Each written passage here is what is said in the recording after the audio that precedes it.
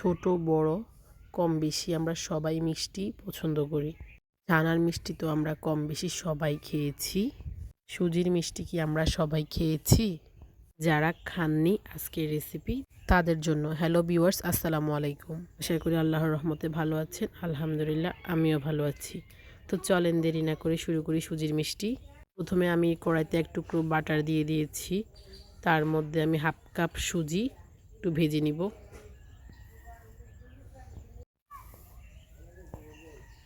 তারপর দিয়ে দিচ্ছি হাফ চা চামচ এলাচ গুঁড়ো, 1/3 কাপ চিনি আর পরিমাণ মতো লবণ দিয়ে ভালোভাবে একটু ভেজে নিব। যখন সুজি থেকে সুন্দর একটা ঘ্রাণ বের হবে তখন দিয়ে দিব 2 কাপ লিকুইড দুধ।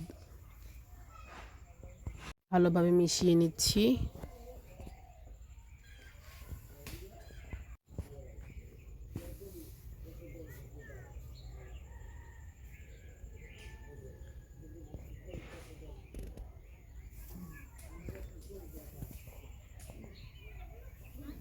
এই পর্যায়ে আসলে চুলাটা বন্ধ করে দিব।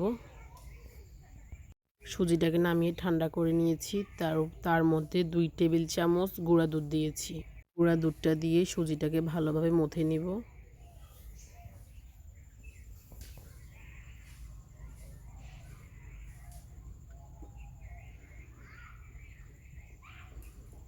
মথা হয়ে গেলে আমি ছোট ছোট লেচি কেটে নিব।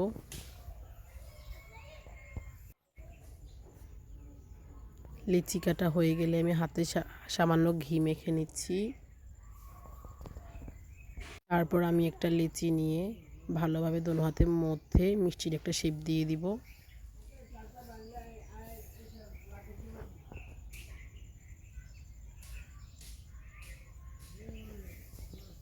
এভাবে আমি সবগুলা মিষ্টি বানিয়ে নিব। তারপর আমি একটা স্ট্রেনারের সাহায্যে মিষ্টিগুলোকে 8 থেকে 10 মিনিট স্টিম করে নিব। আমি স্ট্রেনারে হালকা একটু ঘি মেখে নিয়েছি। আপনারা চাইলে বাটারও মেখে দিতে পারেন।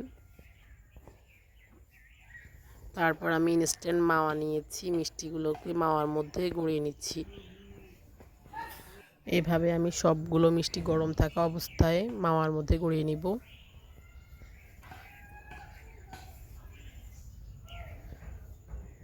তৈরি হয়ে গেল আমার সুজির চমচম।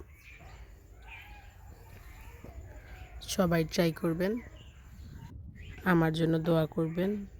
ভালো থাকবেন সবাই। আসসালামু আলাইকুম।